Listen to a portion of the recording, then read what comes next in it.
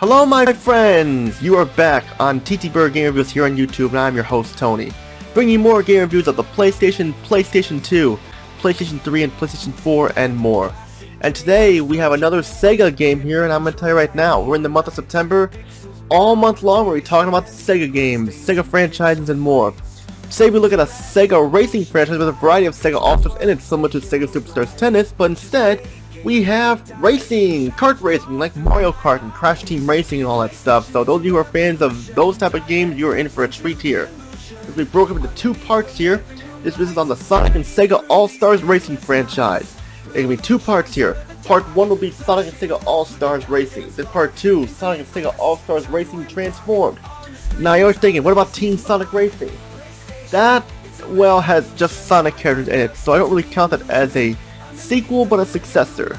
But I'm not counting it as a part of the series or anything. And we have a lot to talk about here. This game was released on multiple platforms, last gen and current gen at the time.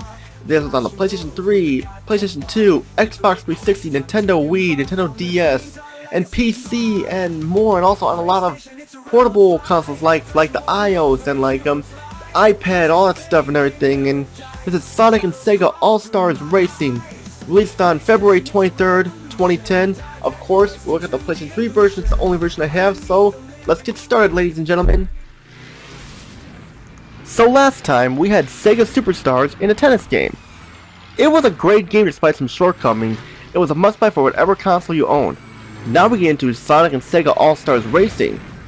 Here, this is Sega's take on Mario Kart, with Sonic and Friends and other Sega Superstars, including Opa-Opa from Space Channel 5, Beat from Jet Set Radio, BD Joe from Crazy Taxi, Ryo Hazuki from Shenmue, and more. Ranging about 20 Sega characters and a lot of lockable content and tight, smooth racing with gameplay, we have a superb racing game that should not be avoided and overlooked. However, even with a superb game does not mean the game is perfect. There are some issues, but we can talk about that later. After the opening cutscene, we have a handful of modes to choose from: single player, Grand Prix, mission mode, and more. We also have the shop where we can buy characters, courses, songs, add the soundtrack, and more. For me, with the shop, I like it because you do not have to do any of those hard missions in Sega Superstars Tennis to unlock everything. However, some of the unlockable stuff is very expensive, and you'll have to replay certain races over and over again just to get the character you want, or the course you want, or the song you want, and more. As we get started here, we pick a mode and a character, and we're off to race. For this review, I once again choose Amy Rose from Sonic and Opa-Opa from Space Channel 5. Lots of characters definitely, but like 1/3 of the racers are from Sonic games. There's a total of 6 characters from Sonic games. That's a little overdoing it there. I know Sonic was like the mascot and like the overall character choose from in this game, but 6 Sonic characters is a little much. As we get into a race, we see the graphics are really good. They have that Sega feel to it. The Sega Superstars and their go-karts look excellent and unique, especially Opa-Opa in her Space Channel 5 hovercraft. The environments are all based on Sega franchise and look big and colorful. Although there are a lot of courses that look similar to one another, and the variety could be better.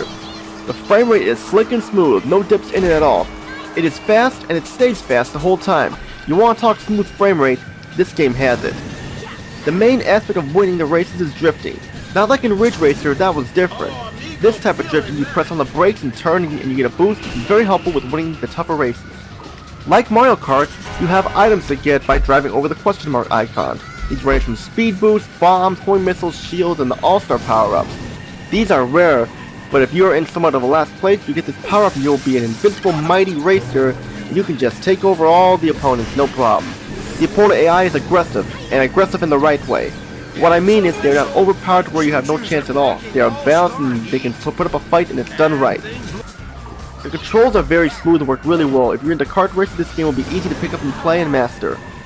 After you beat the Grand Prix, you can do the Expert and Advanced difficulties.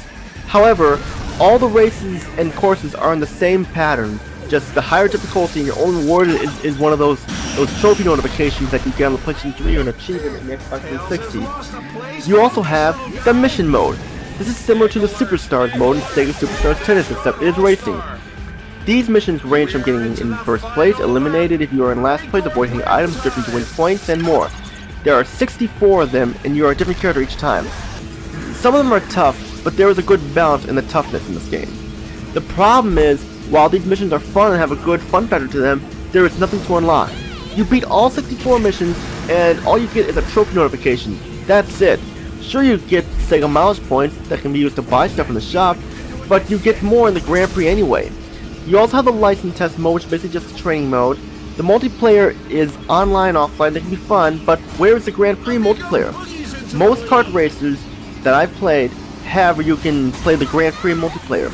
You can't do that here for some reason. I don't know why. I like the load times with the Sonic Says segments, those are funny. I did not talk much about the sound aspect yet. The sound is good, the voices from the characters are here, they have lines that were used in their games, nothing wrong with that there. The music is the same, taken from multiple Sega games, there is nothing wrong with that either.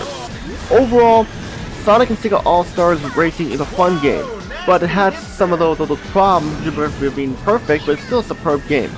Now let's go to our TTBurger pros and cons chart to give this game a score. For the TTBurger pros, Sonic and Sega characters in a kart racing game. A good chunk of modes keep you occupied. 20 Sega characters to choose from. Balanced difficulty and competent gameplay. Excellent graphics and a smooth frame rate. Smooth controls that are easy to pick up and play. Grand Prix is big and a lot of fun to play through.